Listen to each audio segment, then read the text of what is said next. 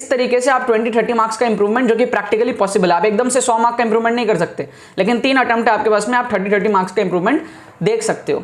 और जो बच्चे 100 से कम में है, मान लो आप 50 में हो, 60 में हो, तो वहां पर आपको 45-50 मार्क्स का इंप्रूवमेंट चाहिए, 40-45 मार्क्स का एटलीस्ट इंप्रूवमेंट चाहिए, ताकि आप 50 से 100 में पहुंच पाओ, 100 से 150 में पहुंच पाओ, 150 से 200 में पहुंच पाओ।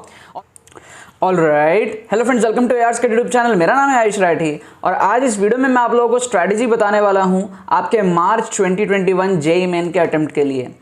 तो जल्दी से इस वीडियो को लाइक करके चैनल को सब्सक्राइब कर लो और AR स्क्वाड का हिस्सा बन जाओ। उम्मीद करते हैं कि आपको ये वीडियो पसंद आएगी। तो यार, अभी जैसे ही फरवरी अटेम्प्ट खत्म हुआ, मैं देख रहा हूँ यूट्यूब पे बहुत सारे बड़े बड़े एजुकेशनल क्रिएटर्स आ गए हैं और अपना अपना जो ज्ञान है वो देने लग गए हैं कि मार्च अटेम्प्ट में ये करो, गारंटी इतना marks, guarantee 250 marks, guarantee 200 marks, फलाना ढिमका। और काफ़ी बुरा लगता है जब इस तरीके से बच्चों को कुछ भी स्ट्रैटेजी दी जाती है मार्क्स लाने के लिए, जिससे एक्चुअल में बच्चों का कोई फायदा नहीं होगा, सिर्फ क्रिएटर्स का फायदा होगा कि वो उनको जाकर के व्यूज दे देंगे। तो इसलिए मैं ये वीडियो बना रहा हूँ। मैं स्ट्रैटेजी वगैरह पे थोड़ा सा कम बात करता हूँ जानबूझ के, बट कभी कभी लगता है क्योंकि बच्चों की भी डिमांड आती है। कल कमेंट सेक्शन में बहुत सारे बच्चे लिख रहे थे कि सर स्ट्रैटेजी बताइए, तो मैं आप लोगों को एक बहुत ही प्यारा सा स्ट्रैटेजी बताने वाला हूँ। आप लोगों को बहुत ज़्यादा पसंद भी आएगा और आप लोगों को बहुत ज़्यादा एक्चुअल में भी हेल्प करेगा यार। अगर आप लोग जेन्युइनली कोई स्ट्रैटेजी खोज रहे हो तो हर इंसान की अपनी स्ट्रैटेजी होती है, हर बच्चे की अपनी स्ट्रैटेजी होती है। अगर आप अपने स्ट्रैटेजी पे बिलीव करते हो तो वेल एंड गुड, लेकिन अगर आप एकदम कंफ्यूज्ड हो कि यार कैसे क्या करना है, देन ही इस वीडियो में मेरी स्ट्रैटेजी को आप फॉलो करोगे। अदरवाइज आपको अपने तरीके से चीज़ें करनी है, ठीक है, किसी और के बोलने पे आपको नहीं करनी है। एक और रिक्वेस्ट मैं करना चाहूंगा आप लोगों से, 50 स्ट्रैटेजी मत देखो, 1 2 3 स्ट्रैटेजी देख लिया आप लोगों ने, देख लो, वरना आप लोग लग जाते हो पूरे यूट्यूब में हर स्ट्रैटेजी देख लेते हो। हर टीचर आपको अलग अलग एंगल से चीजें बताता है और आप लोग कंफ्यूज हो जाते हो। तो अब बात कर लेते हैं स्ट्रैटेजी की कि यार मेरी क्या स्ट्रैटेजी है आप लोगों के लिए। एक बहुत ही बढ़िया स्ट्रैटेजी आप लोगों को बताने जा रहा हूँ कि अभी यहाँ पर 3 कैटेगरी में डिस्ट्रीब्यूट करते हैं बच्चों को। एक बच्चे जो 170 प्लस ला चुके हैं, एक बच्चे जो 100 से 170 के बीच में, और एक बच्चे जो 100 से नीचे हैं। पेपर आसान आया फरवरी का, एक्सपेक्टेड है मार्च का भी थोड़ा आसान ही रहेगा, लेकिन ये चीज़ समझो कि आपके पेपर आसान आने की वजह से, मैंने खुद ने फिजिक्स का पेपर देखा और भी पेपर्स देखे मैंने, पेपर बहुत ही आसान था। मतलब तुम मानोगे नहीं, हालांकि मैं फिजिक्स टीचर हूं तो मैं फिजिक्स में अच्छा हूं, लेकिन क्वेश्चंस मैं ओरली उड़ा रहा था। मतलब ओरल, पेन की भी जरूरत नहीं पड़ रही थी, ठीक है, एटलीस्ट पेन की तो जरूरत पड़ती है ना, राइट। मतलब मैं फिजिक्स के क्वेश्चन लाइन बाय लाइन, इसका ये आंसर होगा, इसका ये आंसर होगा, मतलब 10 मिनट के अंदर में मैंने 12-13 क्वेश्चन ऐसी ओरली पढ़ के कर दिए थे। मतलब 10-10 सेकंड, 20-20 सेकंड में सॉल्व हो रहे थे, ऐसे थे ओरल। मजाक नहीं कर रहा हूँ, सीरियसली, ठीक है। और ये मैंने देखा था, जो पहला पेपर था, फर्स्ट स्लॉट फर्स्ट डे 24 का फर्स्ट, बहुत ईजी था, ठीक है, बाकी भी ईजी आए थे। तो इसका मतलब जो कट ऑफ है वो भी हाई जाने वाला है। कुछ कुछ टीचर्स है जो आपको ये बोल रहे हैं कि अगर आप 150 ले आ रहे हो या 160 ले आ रहे हो तो आपकी टेंशन खत्म हो गई, आप एडवांस के लिए फोकस करो। अरे नहीं, बहुत गलत गाइडेंस दे रहे हो आप लोग। पेपर आसान आया है तो इसका मतलब ये भी है ना कि सारे बच्चे अच्छा परफॉर्म करेंगे। ऊपर से आपके 10 में से 5 क्वेश्चन आपको करने थे न्यूमेरिकल में, तो वहां भी बच्चों को चॉइस मिल गया, तो वहां भी मैक्सिमम लोग ज्यादा क्वेश्चंस करने वाले हैं न्यूमेरिकल में भी अटेम्प्ट। ऊपर से 4 अटेम्प्ट है, मार्च में है, अप्रैल में है, मई में है। तो जो बच्चे गंदा किए अभी, उसमें से बहुत सारे बच्चे होकर के आएंगे आगे जो मार्च में अच्छा करेंगे, अप्रैल में अच्छा करेंगे। तो ओवरऑल आपको 170, 150 नहीं, 170 को आपको सेफ स्कोर मानना है। उससे ज्यादा मान पाओ तो और बढ़िया है। 170 अगर आप क्रॉस कर दिए हो क्योंकि आप अगर 55, ठीक है, तो 165 पहुंचता है आपका, तो 60 मतलब 55 से 60 के बीच में आपके पर सब्जेक्ट में अगर आ गए हैं, 170 के आसपास अगर आप पहुंच गए हो, या फिर कोई एक सब्जेक्ट में ज्यादा आ गए, 90 के करीब आ गए, 80 के करीब आ गए, कम आए, ओवरऑल टोटल की मैं बात कर रहा हूं, 170 अगर आपका क्रॉस हो गया तो आप एडवांस के लिए प्रिपरेशन इमीडिएटली स्टार्ट कर सकते हो और मार्च वाला अटेम्प्ट आप छोड़ सकते हो, फिर आप अप्रैल में एक बार दे सकते हो जेईई मेन, ठीक है। लेकिन अगर आपके 170 से कम है, 100 से 170 में है, तो आपकी एक स्ट्रैटेजी होगी, और अगर आप 100 से कम में हो तो आपकी एक अलग स्ट्रैटेजी होगी जो मैं अभी डिस्कस करने जा रहा हूं।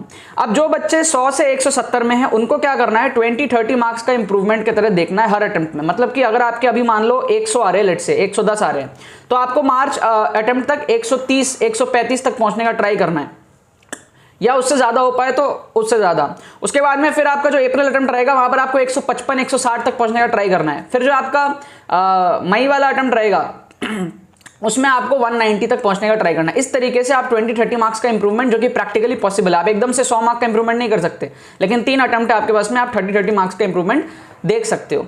और जो बच्चे 100 से कम में है, मान लो आप 50 में हो, 60 में हो, तो वहां पर आपको 45-50 मार्क्स का इंप्रूवमेंट चाहिए, 40-45 मार्क्स का एटलीस्ट इंप्रूवमेंट चाहिए, ताकि आप 50 से 100 में पहुंच पाओ, 100 से 150 में पहुंच पाओ, 150 से 200 में पहुंच पाओ।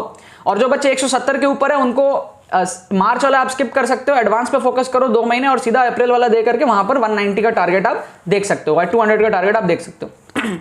अब मेरी बात ध्यान से समझना, आप ये कैसे करोगे। बड़ी सिंपल चीज है, आपको पता है कि यार आपके बहुत सारे चैप्टर्स छूटे हुए हैं, तो जो 100 से 170 वाले बच्चे हैं उनका इंप्रूवमेंट का स्कोप कम है।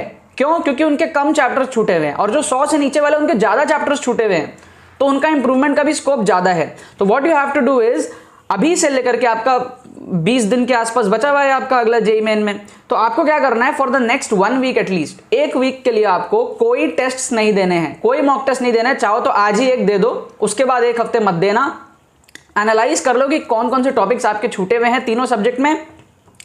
जो बच्चे 100 से 170 के बीच में, वो 5-5 चैप्टर्स को सिलेक्ट करो, 5-5 चैप्टर्स को, बड़े बड़े चैप्टर सिलेक्ट करो। जैसे कि मान लो सेंटर ऑफ मास हो गया, रोटेशन हो गया, इस तरीके से आपका एनएलएम वर्क पर एनर्जी हो गया, या फिर मान लो कैलोरीमेट्री हो गया, लेट्स से इस तरीके से आपको कैलोरीमेट्री नहीं, मतलब हीट, थोड़ा बड़ा मतलब हीट के 2-4 चैप्टर्स ले लिए। इस तरीके से आपको 5 बड़े बड़े टॉपिक्स, ठीक है, ऑप्टिक्स में मान लो रे ऑप्टिक्स ले लिया, वे ऑप्टिक्स ले लिया, मॉडर्न फिजिक्स में मान लो बोर मॉडल का एक चैप्टर ले लिया। ऐसे करके 5 बड़े बड़े चैप्टर्स को आपको चूज करना है, जिससे क्वेश्चंस आपको देखने को मिला ही है, हर पेपर में लगभग देखने को मिला है, ठीक है। और 5 टॉपिक्स आप हर सब्जेक्ट में सिलेक्ट करोगे। ये मैं 100 से 150 170 वालों के लिए बता रहा हूं। 5-5 टॉपिक्स को आप अगले 7 दिन पढ़ते रहोगे, 8 दिन पढ़ते रहोगे, 9 दिन पढ़ते रहोगे, 10 दिन पढ़ते रहोगे।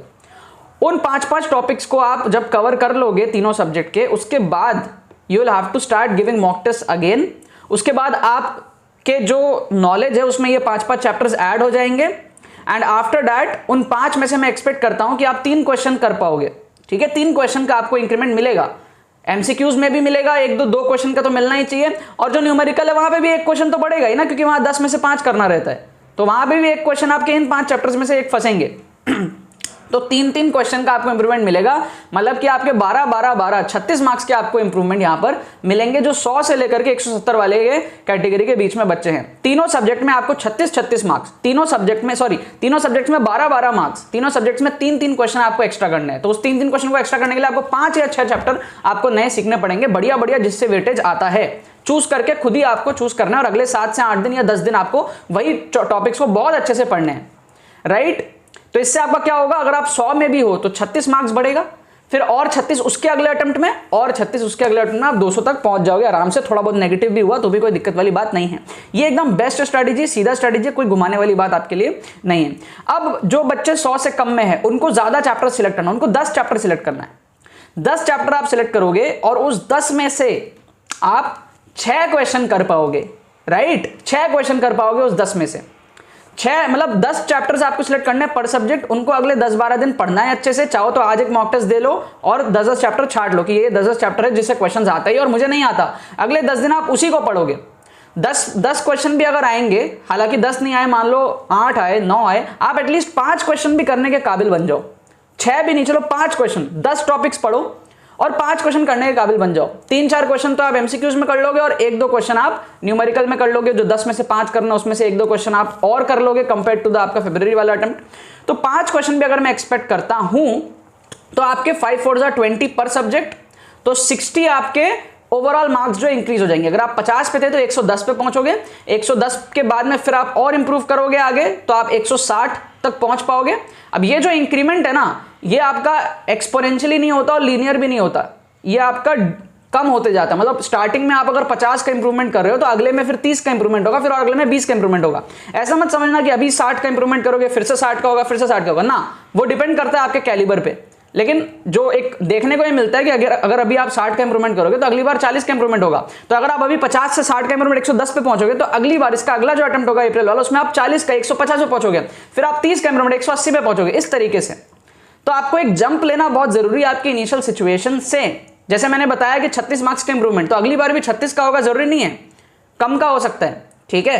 तो इस तरीके से आपको सिलेक्ट करने हैं, जो 100 से 170 के बीच में आप लोग 5 चैप्टर सिलेक्ट करो, और जो 100 के नीचे वो 10 चैप्टर सिलेक्ट करो। 100 से 170 में आप 5 चैप्टर सिलेक्ट करने के बाद में 3 क्वेश्चन ज्यादा करने का ट्राई करोगे, और जो 100 से नीचे है वो 10 करने के बाद में 5 या 6 क्वेश्चन करने का ट्राई करोगे। तो यहां पर आप लोग 50-60 मार्क्स का इंप्रूवमेंट करोगे 100 से नीचे वाले, और यहां पर 30-36 मार्क्स का इंप्रूवमेंट आप करोगे 100 से 170 वाले, और 170 के ऊपर जो लोग है वो एडवांस पे फोकस करोगे अगले 1-2 महीने, और आप सीधा अप्रैल वाला अटेम्प्ट दोगे। बाकी ये सारी चीजें आपकी चॉइस है, आपको कैसे करना है। मैं यहां पर कोई भी एक आपको लकीर की फकीर नहीं कि सर ने ये बोल दिया तो ये आपको करना है, मेरा ओपिनियन है। आपको जो सही लगे, आपका एग्जाम है, आपका लाइफ है, आपको जो सही लगे वो आपको चीजें यहां पर करनी है। और प्लीज मेरा रिक्वेस्ट है, स्ट्रैटेजीज की वीडियोस बहुत ज्यादा मत देखो। आपको अगर कुछ 1-2 स्ट्रैटेजी अच्छी लगती है उसको अप्लाई करो, काम कर रही है आपके लिए तो वेल एंड गुड। 50 स्ट्रैटेजी देखोगे कंफ्यूज हो जाओगे। एंड बाकी तो बस यही बात है। आई होप आपको वीडियो पसंद आएगी, आपने कुछ सीखा होगा, कुछ समझा होगा। अगर आपने इस वीडियो से कुछ सीखा है तो इस वीडियो को लाइक करना मत भूलना, और शेयर करना मत भूलना बाकी सारे फ्रेंड्स के साथ, ताकि वो भी इस प्लेटफॉर्म का मजा उठा सके। बाकी तो बहुत बहुत धन्यवाद वीडियो को देखने के लिए, बने रहिए यार।